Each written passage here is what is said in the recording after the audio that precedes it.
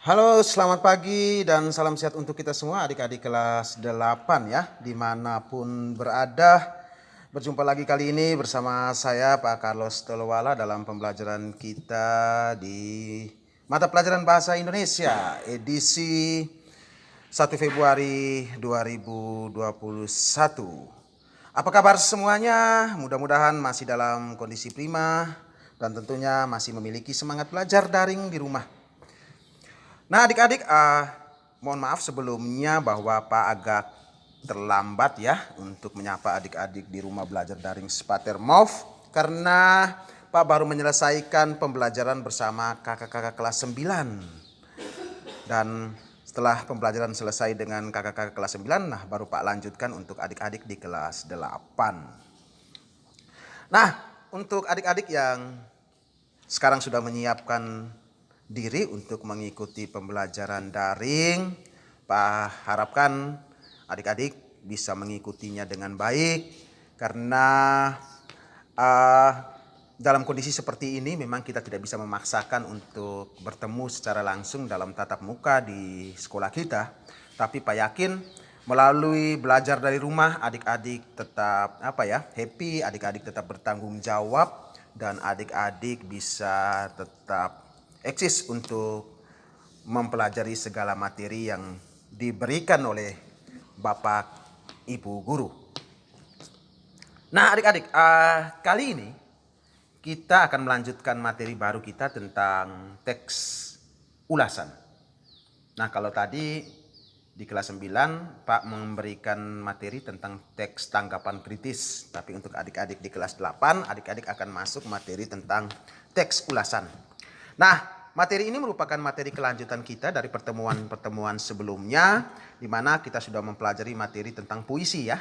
Kemarin puisi adik-adik sudah mencoba untuk mengidentifikasi isi puisi, struktur puisi, unsur-unsur yang ada di dalam puisi, dan juga sampai dengan adik-adik bisa membuat atau menyajikan puisi dan membacakan puisinya melalui rekaman video yang mana beberapa teman-teman sudah menulis puisi secara baik dan juga sudah membacakan puisinya secara baik dan sudah dikirimkan ke WA dan emailnya Pak Carlos. Terima kasih untuk yang sudah mengumpulkan, sedangkan yang belum mengumpulkan tugas, silakan adik-adik dengan tanggung jawab untuk mengumpulkan tugasnya karena Pak selalu memberikan nilai yang adil.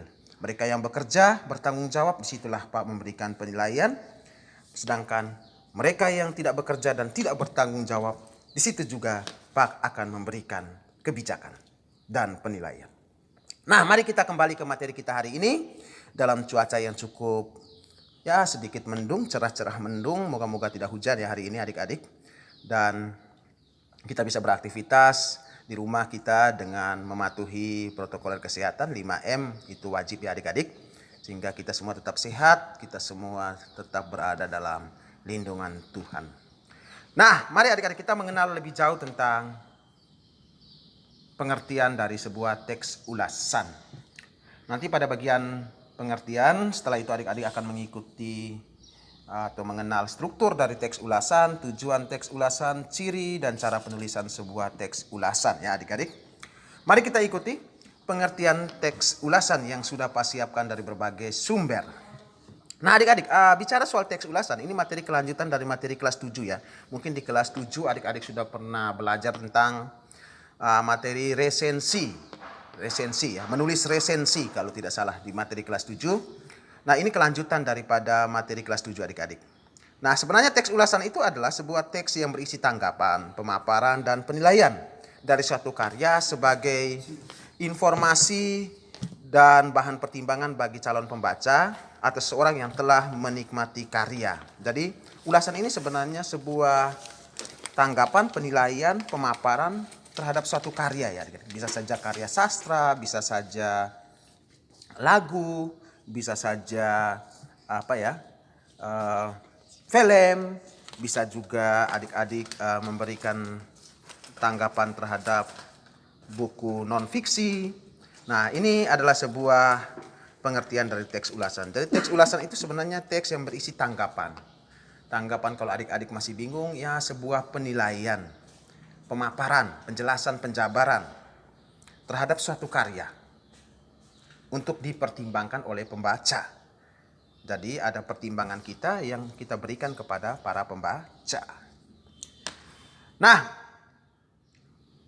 jadi kalau teks ulasan itu adalah tulisan yang memberikan pendapat pemaparan singkat terhadap satu karya, maka yang jelas adik-adik, Pak juga akan memberikan pandangan dari berbagai pendapat narasumber atau para ahli.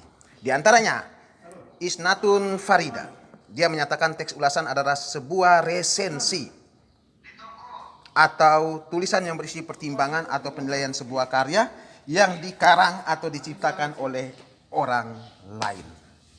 Pak ulang ya. Isnatun Farida itu menyatakan bahwa sebuah teks resensi adalah teks yang berisi pertimbangan atau penilaian sebuah karya yang dikarang atau diciptakan oleh orang lain. Jadi ada penilaian atau pertimbangan ya. Jadi kita bisa menilai tentang kelebihan, kita bisa menilai tentang keunggulan, atau kita bisa menilai juga tentang kekurangan dari karya-karya yang dihasilkan oleh seorang penulis. Begitupun juga ada pendapat dari Dalman dalam bukunya tahun 2014 halaman 229. Dia menyatakan bahwa ulasan atau resensi merupakan satu istilah yang digunakan untuk menilai keunggulan dan kelemahan dari sebuah karya. Kita lanjut ke Waluyo. Waluyo juga menyatakan bahwa ulasan itu semacam sebuah review atau disebut juga dengan teks resensi yang berisi pertimbangan atau ulasan mengenai suatu buku atau karya.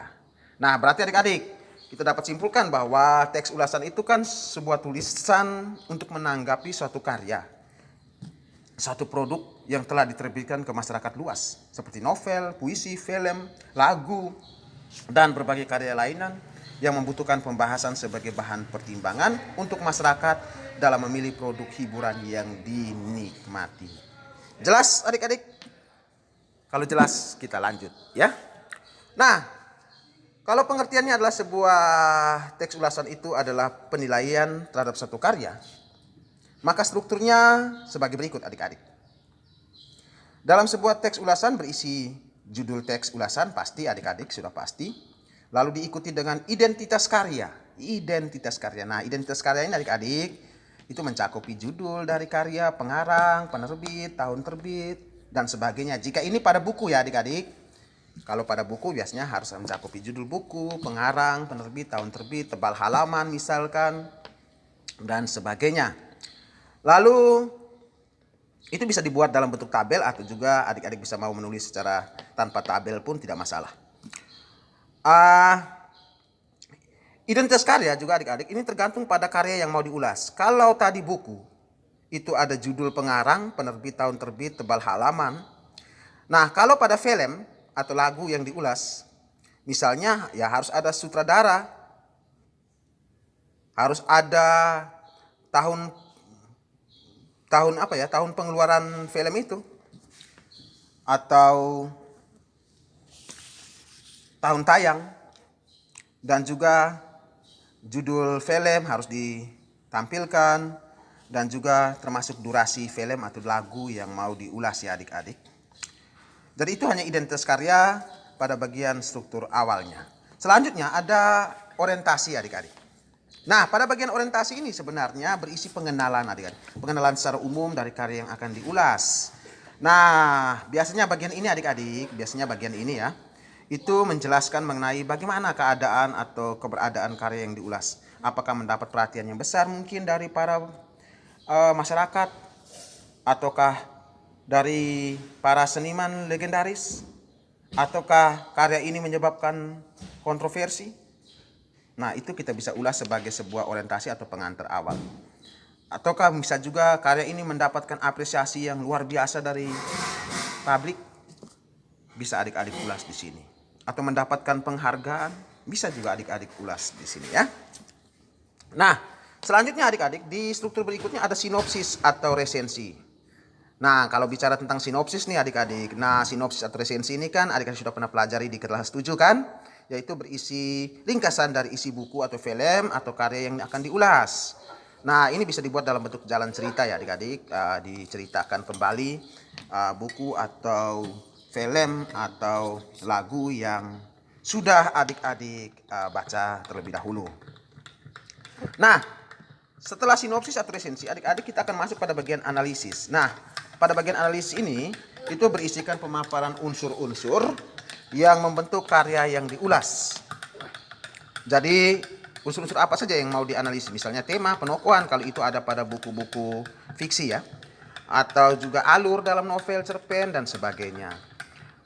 Nah, sedangkan pada film juga sama, adik-adik bisa menganalisis tema, penokohan atau alur dalam film dan sebagainya. Pada bagian ini sebenarnya boleh ada boleh tidak ya adik-adik, boleh ada boleh tidak, atau orang bilang dengan opsional. Dan ini bisa juga digabungkan, kadang-kadang penulis menggabungkan analisis dengan sinopsis atau resensi. Jadi adik-adik ada yang mau menggabungkan sinopsis dengan resensi ya silakan. Kalau mau memisahkan sinopsis dengan resensi, sinopsis dengan analisis juga dipersilakan.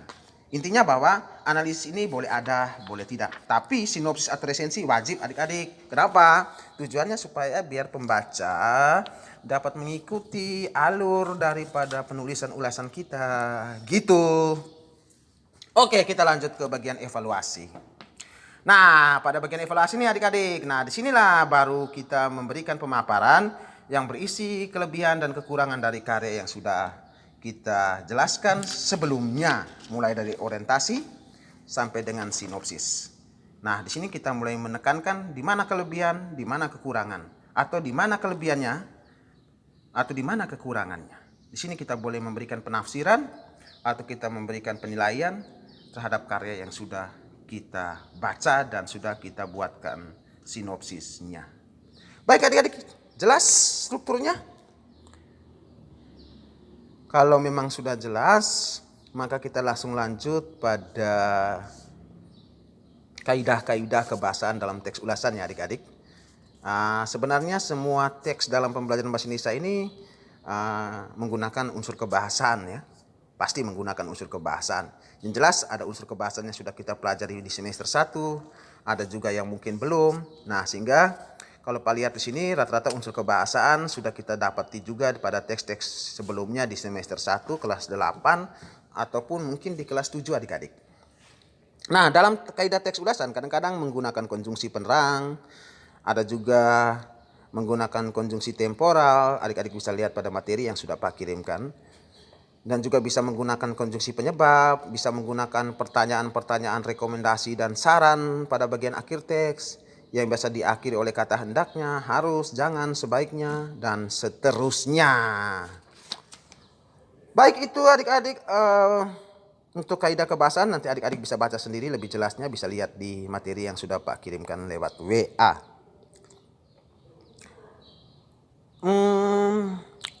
Mari kita lihat apa saja yang ada dalam sebuah teks ulasan. Nah, dalam sebuah teks ulasan itu berisi pemaparan atau unsur-unsur karya yang hendak diulas.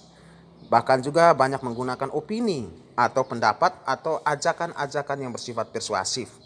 Dan juga sering memakai unsur-unsur kebahasan seperti konjungsi dan juga menggunakan ungkapan perbandingan, persamaan atau perbedaan. Kadang-kadang juga bisa menggunakan kata kerja dalam sebuah teks ulasan. Baik adik-adik, itu hal-hal yang biasanya ada dalam sebuah teks ulasan. Selanjutnya mari kita lihat apa sih tujuan penulisan teks ulasan? Mengapa harus kita mempelajari teks ini adik-adik? Nah, sebenarnya adik-adik, teks ulasan ini berdasarkan pengertian tadi, itu berisikan penilaian terhadap suatu karya, maka tujuannya pun jelas adalah menyajikan informasi secara menyeluruh mengenai suatu karya kepada para pembaca. Yang kedua, bisa mempengaruhi masyarakat atau para pembaca untuk merenungkan, memikirkan, mendiskusikan lebih jauh mengenai masalah, keunggulan karya atau kelebihan karya atau kelemahan karya yang ada. Lalu juga sekaligus menjadi pertimbangan kepada calon pembaca untuk membeli atau membaca atau menikmati karya tersebut. Nah, itu tujuannya adik-adik ya. Mari kita lihat ciri-ciri teks ulasan adik-adik. Ciri-ciri teks ulasan. Berdasarkan pengertian tadi adik-adik, ciri-cirinya yang jelas mengandung informasi atau identitas dari suatu karya. Yang kedua, juga berisikan latar belakang hubungan karya dengan karya lain adik-adik. Jadi kadang-kadang dalam sebuah teks ulasan itu seorang penulis dia kadang-kadang membandingkan karya ini dengan karya yang serupa atau mirip. Selanjutnya, dalam teks ulasan juga memiliki ciri yaitu berisi pendapat atau penggambaran umum mengenai suatu karya ya. Lalu juga berisi penilaian, kelebihan dan kekurangan seperti biasanya. Lalu yang jelas terdapat opini yang dilengkapi dengan fakta yang diperoleh dari karya tersebut. Bagaimana adik-adik? Jelas? Jelas, mari kita lanjut pada jenis teks ulasan. Adik-adik bisa melihat bahwa ada berbagai macam ulasan di situ. Ada ulasan buku, ada ulasan film, ada juga ulasan pementasan, ada juga ulasan karya seni. Nah, bagian mana yang mau adik-adik tulis sebagai penugasan nanti? Tergantung adik-adik mau memilih jenis teks ulasan yang mana. Nah, bagian terakhir adik-adik Pak akan menyajikan cara menulis teks ulasan. Oke, tarik napas dulu ya adik-adik. Cukup panjang materinya, tapi Pak berikan satu kali sehingga adik-adik bisa menikmatinya. Nanti dalam penjabaran tugasnya baru kita per item atau per sub materinya. Baik adik-adik, mari kita lanjut cara menulis teks ulasan. Nah, teks ulasan ini kan adalah sebuah teks yang membahas ya atau menilai suatu buku, karya atau film ataupun karya-karya lain ya yang sudah ada. Sehingga teks ini disusun berdasarkan pemahaman atau penafsiran ya dari seseorang penulis teks ulasan. Oleh karena itu, sebelum memberikan penafsiran, yang jelas ia harus membaca terlebih dahulu karya tersebut secara menyeluruh dengan sungguh-sungguh, sehingga ia mampu untuk menulis sebuah teks ulasan. Jadi yang paling penting adik-adik, untuk adik-adik jika mau membuat teks ulasan, wajib teks yang mau diulas, buku yang mau diulas, film yang mau diulas, itu harus dipahami terlebih dahulu. Harus dibaca, dinonton secara baik, dipahami secara baik terlebih dahulu. Baru bisa kita berikan penilaian. Nah, bagaimana kalau tidak nonton, tidak baca, lalu memberikan penilaian? Yang jelas, pasti penilaiannya bisa salah adik-adik. Oke, kalau sudah bisa membaca teks itu secara menyeluruh dan sudah siap, sudah memahami teks itu secara menyeluruh atau sudah menyimak film itu secara menyeluruh. Nah, langkah berikut nih adik-adik. Adik-adik sudah mulai mempersiapkan untuk mengisi berbagai struktur teks ulasan. Jadi, adik-adik akan mengisi struktur teks ulasan dengan langkah-langkah sebagai berikut. Pertama, adik-adik harus menulis judul terlebih dahulu, sudah pasti ya. Judulnya apa, ditulis di situ. Lalu adik-adik mulai membuat struktur yang kedua adalah identitas karya. Mencatat segala identitas buku karya yang ada, yang akan diulas, dan seterusnya. Lalu jangan lupa adik-adik harus mencatat berbagai hal yang menarik, yang menjadi pesona utama dalam karya yang akan diulas, ataupun hal-hal yang tidak menarik dalam karya tersebut. Selanjutnya, adik-adik akan menganalisis unsur-unsur yang ada dalam karya itu seperti tema, tokoh, penokohan, dan sebagainya yang sudah ada di dalam karya tersebut. Lalu jangan lupa adik-adik juga akan membuat kesimpulan, isi dan kesan secara keseluruhan yang didapatkan setelah membaca karya tersebut. Lalu membuat saran yang menunjukkan satu aksi, satu solusi konkret yang dapat dilakukan untuk harapan kepada para pembaca. Nah, itu nanti adik-adik tinggal setelah membaca, setelah memahami, adik-adik lalu mulai mengisi bagian-bagian dari struktur teks ulasan yang melalui langkah-langkah yang sudah Pak berikan tadi. Bagaimana adik-adik? Jelas? Kalau jelas, maka adik-adik bisa melihat contoh teks ulasan yang sudah Pak sajikan pada materi tersebut di setiap struktur teks ulasan yang ada pada halaman-halaman selanjutnya. Baik, itu saja adik-adik yang bisa Pak berikan. Jika ada pertanyaan atau hal-hal yang kurang jelas terkait dengan materi teks ulasan ini, adik-adik bisa bertanya melalui WA grup memang, atau juga adik-adik bisa memberikan pertanyaan melalui WA pribadinya Pak ya. Eh, Contoh-contoh nanti adik-adik baca dan pahami sendiri ya. Pak sudah berikan beberapa contoh, cukup banyak di situ adik-adik, hampir 5 contoh ya. Sehingga nanti adik-adik tinggal saja mempelajari dan bisa bertanya ke Pak Carlos ya. Jika ada hal-hal yang mungkin sulit, atau juga mungkin ada orang tua di rumah sebagai guru bahasa Indonesia, adik-adik bisa bertanya, berbagi, berdiskusi, dan sebagainya. Baik adik-adik, tidak mengherankan rasanya jika pembelajaran kita hari ini sederhana, tapi bagi Pak mungkin bisa bermanfaat untuk adik-adik. Semoga adik-adik bisa mengikuti dengan baik, mendengar berulang-ulang rekaman ini sambil membaca materi yang sudah Pak kirimkan di WA. Penugasan untuk adik-adik kerjakan selama seminggu ya. Nanti adik-adik mencari sebuah teks ulasan dari berbagai sumber, internet, buku, koran. Lalu apa yang mau adik-adik lakukan dari teks tersebut? Adik-adik menganalisis struktur teksnya seperti pada contoh-contoh yang sudah Pak berikan dalam materi ini ya. Lalu setelah itu adik-adik akan menganalisis unsur kebahasaan yang terdapat dalam teks ulasan tersebut, seperti konjungsi dan makna konjungsinya, kata berimbuhan dan makna kata bentukannya, atau makna kata berimbuhannya. Nanti adik-adik bisa lihat pada contoh cara kerja soal nomor 3 yang juga sudah Pak sajikan pada bagian materi ini. Nah, dari itu saja adik-adik, untuk menganalisis soal nomor 3, adik-adik hanya menganalisis konjungsi dan kata-kata berimbuhan yang terdapat dalam teks ulasannya adik-adik ya. Lalu tugas ini akan dikumpulkan pada hari Sabtu ya adik-adik. Walaupun hari Kamis kita ada les, adik-adik akan melanjutkan tugas ini. Nanti hari Sabtu adik-adik boleh mengumpulkan tugas ini secara lengkap melalui WA atau juga melalui email atau Microsoft Teams kepada Pak Carlos ya. Baik, itu saja. Terima kasih untuk adik-adik semua di rumah. Titip salam buat orang tua. Jangan lupa adik-adik, pendaftaran SMP Katolik Frater Maumere sudah dibuka adik-adik. Gelombang pertama sudah sepekan ini berjalan dan sudah cukup banyak yang mendaftar. Sehingga mungkin ada kenalan adik-adik, keluarga, sanak saudara, anaknya paman, anaknya bibi, anaknya tante, anaknya tetangga. Adik-adik boleh ajak untuk bergabung bersama SMP Katolik Frater Maumere dalam penerimaan siswa baru di tahun ajaran 2021-2022 ya. Nah, itu adik-adik. Jadi adik-adik segera mengajak siapa saja yang berada di sekitar kehidupan adik-adik untuk bisa mendaftarkan diri ke SMP Katolik Frater Maumere, secara khusus untuk adik-adik peserta didik SD kelas 6 saat ini ya.